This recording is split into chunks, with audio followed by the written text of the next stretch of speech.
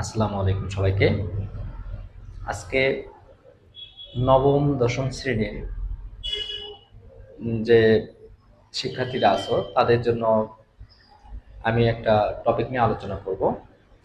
তো আজকের ক্লাসে সবাইকে স্বাগতম। আজকে যে টপিকটা সেটা হচ্ছে ব্যাপন হারের ম্যাথ কেমনে করবা তোমরা। এর আগে তোমরা ব্যাপন হার দেখছো, আমার আগের ক্লাসে দেওয়া আছে ব্যাপন হার কেমনে নির্ণয় করা হয়। ব্যাপন হারের যে ফর্মুলা এটাও কিন্তু করেছিলাম। তো আজকে যেটা করব সেটা হচ্ছে এই ব্যাপন হারের ম্যাথ যদি দেওয়া থাকে তাহলে সেই ম্যাথগুলো কেমনে সলভ করবা। চলো আমি বোর্ডে দুইটা ম্যাথ রেখে দিছি। তো এক নম্বর ম্যাথটা দেখো। এক নম্বর ম্যাথটা প্রথমে আমরা এক নম্বর ম্যাথটা সলভ করব। দেখো এক নম্বর ম্যাথে কি বলছে, একই তাপমাত্রা ও চাপে, অবশ্যই একই তাপমাত্রা ও চাপেই হতে হবে, কারণ ব্যাপনের হার কিন্তু এই তাপমাত্রা চাপ এগুলোর উপর ডিপেন্ডেবল। তাহলে একই তাপমাত্রা ও চাপে কোনো পাত্রের একই ছিদ্র পথে সম আয়তনের একটি অজ্ঞাত গ্যাস, এই যে অজ্ঞাত গ্যাসকে আমরা ধরে নিলাম যে এটাকে এ গ্যাস ধরে নিলাম ক্লোরিনের। তো ক্লোরিন হচ্ছে Cl2। নিঃসরণের হার, এখানে হার দেওয়া আছে, এটা হচ্ছে 6 হচ্ছে Ra, আর 5টা হচ্ছে ক্লোরিনের। তো এই ব্যাপন হার দেওয়া আছে। তো আমরা প্রথমে দেখব যে কি কি দেওয়া আছে, এবং ক্লোরিনের ঘনত্ব 36, ক্লোরিনের ঘনত্ব দেওয়া আছে। অজ্ঞাত গ্যাসের ঘনত্ব ও আণবিক ভর বের করতে বলছে। তাহলে আমাদের দুইটা জিনিস বের করতে হবে, একটা হচ্ছে অজ্ঞাত গ্যাসের ঘনত্ব কত এবং অজ্ঞাত গ্যাসের ভরটা কত। এই দুইটা জিনিস আমাদের বের করতে হবে। তো আমরা ম্যাথটা প্রসেস অনুযায়ী করব, দেখা যাক। তাহলে প্রথমে যা যা দেওয়া আছে আমরা তা উঠাবো। তো এখানে আমরা ধরে নিচ্ছি যে অজ্ঞাত গ্যাসটা কি এ। তো ক্লোরিন এবং অজ্ঞাত গ্যাসের নিঃসরণের হার দেওয়া আছে, দেখো অজ্ঞাত গ্যাসেরটা দেওয়া আছে কত 6। তাহলে আমরা নিঃসরণের হারকে আর এ ইকুয়াল 6 লিখলাম। আরেকটা হচ্ছে ক্লোরিনের, তো আর সিএল এটা দেওয়া আছে 5। ক্লোরিনের ঘনত্ব দেওয়া আছে 36। আচ্ছা, ক্লোরিনের ঘনত্ব তাহলে ডি সিএল এটা দেওয়া আছে 36।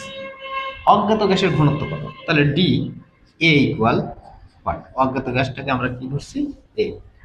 তাহলে দেখো আমি কিন্তু ব্যাপন হারের সূত্রটা করেছিলাম, তারপরে সূত্রটা একবার আমি একটু মনে করিয়ে দেই যে R1 divided R2 equal root over D2 divided D1 M2 divided M1, এই ফর্মুলা, এবং T2 ডিভাইডেড T1। এটা কিন্তু আমি এর আগের ক্লাসে সূত্র প্রতিপাদন এবং সূত্রটা কিভাবে অ্যাপ্লাই করতে হয় এটা কিন্তু শিখেছিলাম। তো এখন আমরা এই সূত্রটার এই দুইটা অংশ নিয়ে অ্যাপ্লাই করব। দেখো তাহলে আমরা জানি যে আজা, আমি আজা লিখলাম, তোমরা কিন্তু পরীক্ষা খাতায় আজা লিখবে না, তোমরা পরীক্ষা খাতায় লিখবে কিন্তু আমরা জানি। আমি এটা শর্টকাটে লিখলাম, তোমরা বেশি শর্টকাট করলে কিন্তু আবার নাম্বার কম হবে। ঠিক আছে, তো আমরা জানি বা আজা। তো এইখানে যে আমরা করব আর এ ডিভাইডেড আর সিএল ইকুয়াল রুট ওভার, দেখো ঘনত্বের সাথে, এই যে ঘনত্বের সাথে আর এর ব্যস্তানুপাতিক সম্পর্ক R1 D1। তাহলে আমরা নিচে দিব DA, উপরে দিব DCL। বলো তো আর এ কত আছে, আর এ 6, আর সিএল কত দেওয়া আছে 5 ইকুয়াল রুট ওভার আর সিএল কত দেওয়া আছে 36 ডিভাইডেড ডিএ। আমরা এখান থেকে কিন্তু ক্যালকুলেশন করে হিসাব বের করতে পারি। তাহলে যদি উভয় পাশে বর্গ করে দাও, বর্গ করে দিলে 36 ডিভাইডেড 25 ইকুয়াল 36 ডিভাইডেড ডিএ, এরকম কিন্তু হয়। তাহলে অতএব এটা কেটে যায়, ডিএ ইকুয়াল কিন্তু 25 হয়। তাহলে আমরা কিন্তু এই যে ঘনত্ব পাইছি, ঘনত্ব কিন্তু পাইছি। এখন আমাদের আরেকটা কি জিনিস বের করতে বলছে যে আণবিক ভর কত। তাহলে আণবিক ভর কত হবে, কোনো গ্যাসের বা কোনো পদার্থের ঘনত্ব যতটুকু থাকবে আণবিক ভর তার দ্বিগুণ। তাহলে অতএব আণবিক ভর ইকুয়াল 2 ইন্টু 25 অর্থাৎ 50। আশা করছি তোমরা এই ম্যাথটা বুঝতে পারছো। তো এরপরের ম্যাথটা দেখি। তাহলে এই ম্যাথটাতে আমাদের যেটা বের করতে বলছিল সেটা হচ্ছে ঘনত্ব এবং ভর, আণবিক ভর। তাহলে পরের ম্যাথটাতে দেখি, আমি এগুলো একটু মিশিয়ে দিলাম। দেখো পরের ম্যাথে যেটা বলছে তোমরা একটু দেখো, যে পরের ম্যাথে কি বলছে, একবার পড়ে নিলে তোমাদের ম্যাথ করাটা কিন্তু ইজি হয়ে যায়। তাহলে পরের ম্যাথে যেটা বলছে আমরা একটু ম্যাথটা উঠাবো, যে এখানে কি কি আছে সেটা আগে দেখবো। তো দেখো এখানে একই আয়তনের একটি অজ্ঞাত গ্যাস ও ক্লোরিনের একই তাপমাত্রা চাপে, সেম কথাই কিন্তু আছে, ছিদ্র পথ দিয়ে নিঃসরিত হতে যথাক্রমে এইখানে সময় দেওয়া আছে 1 মিনিট এবং 73 সেকেন্ড সময় নেয়। অজ্ঞাত গ্যাসটির আণবিক ভর বের করো। তাহলে দেখো এখানেও কিন্তু অজ্ঞাত গ্যাসই বলছে, কিন্তু একটা কথা আছে কি, ক্লোরিন অজ্ঞাত গ্যাসই বলছে কিন্তু ক্লোরিনের কথা বলছে, ঠিক আছে।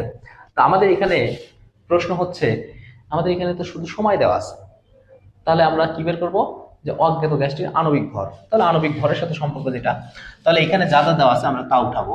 তো এখানে দেওয়া আছে দেখো T1, আমরা মনে করো যে প্রথমে দেখো এখানে প্রথমে অজ্ঞাত গ্যাস তারপর ক্লোরিন, তাহলে প্রথমটা কার হবে, অজ্ঞাত গ্যাসের, পরেরটা কার হবে, ক্লোরিনের। তাহলে অজ্ঞাত গ্যাসটাকে আমি 1 ধরলাম, তাহলে TA ইকুয়াল হচ্ছে 1 মিনিট। তো 1 মিনিটকে তুমি সেকেন্ডে কনভার্ট করবা 60 সেকেন্ড, আর এটা হবে TCl মানে ক্লোরিনের যে টাইম 73 সেকেন্ড। ওকে, এবার দেখো তো আর কি দেওয়া আছে, অজ্ঞাত এবং ক্লোরিন একই তাপমাত্রা চাপে ছিদ্রপথে নিঃসরিত হচ্ছে। তো আমরা এখানে কিন্তু আর কোনো কিছু দেওয়া নাই, কিন্তু ক্লোরিন গ্যাস বলতে তো Cl2, গ্যাস বলতে তো কি Cl2, তাহলে এটা কিন্তু আমরা ভর বের করতে পারি। তাহলে MCl2 ইকুয়াল 35.5 হচ্ছে একটা ক্লোরিনের, তাহলে দুইটা ক্লোরিনকে যদি আমরা গুণ করি তাহলে হবে 35.5 ইন্টু 2, অর্থাৎ আমাদের আসবে 71 গ্রাম। ওকে, তাহলে আমাদের যেটা বের করতে হবে অজ্ঞাত গ্যাসের আণবিক ভর ইকুয়াল। এখন দেখো আণবিক ভরের সাথে সম্পর্ক ছিল টাইমের, যে আমরা জানি এটা 2 নম্বর ম্যাথ, আমরা জানি যে ঘনত্বে, দেখো আমরা কিন্তু সময়ের সাথে ভরের একটা সম্পর্ক জানি, সেটা হচ্ছে MA divided MCl2 equal TA divided T2। ওকে, তাহলে এই সম্পর্ক হতে আমরা কিন্তু মান যদি বসাই, এটা Cl2 হবে, মান যদি বসাই। MA কত দেখো তো, MA তো আমরা বের করবো, তাহলে MA ইকুয়াল এটা, তাহলে MCl2 into TA divided T2। দেখো তো MCl2 কত, MCl2 কত 71, তাহলে 71 ইন্টু TA, দেখো তো TA কত 60 সেকেন্ড, T2 কত দেখো তো, T2 মানে TCl2, তাহলে এটা কত দেওয়া আছে, এটা দেওয়া আছে 73 সেকেন্ড। তো আমাদের এখান থেকে যেটা আসবে এত গ্রাম। এই হচ্ছে আণবিক ভর। তার মানে আমরা এখানে ডাটাগুলো কি দেওয়া আছে এটার উপর ভিত্তি করে ম্যাথগুলো সলভ করব। আশা করছি এই ম্যাথগুলো নিয়ে তোমাদের আর কোনো প্রবলেম হবে না। তারপরে যদি কোনো সমস্যা থাকে তোমরা আমাদেরকে কমেন্টে জানিয়ে দেবে, আমরা আমাদের মানে চেষ্টা করে যাব যে তোমাদের এই জিনিসগুলো আরো ভালো করে বুঝিয়ে দেওয়ার। তো আশা করছি তোমরা সবাই ভালো বুঝতে পারছো। আজকের ক্লাসটা এই পর্যন্তই, ধন্যবাদ সবাইকে।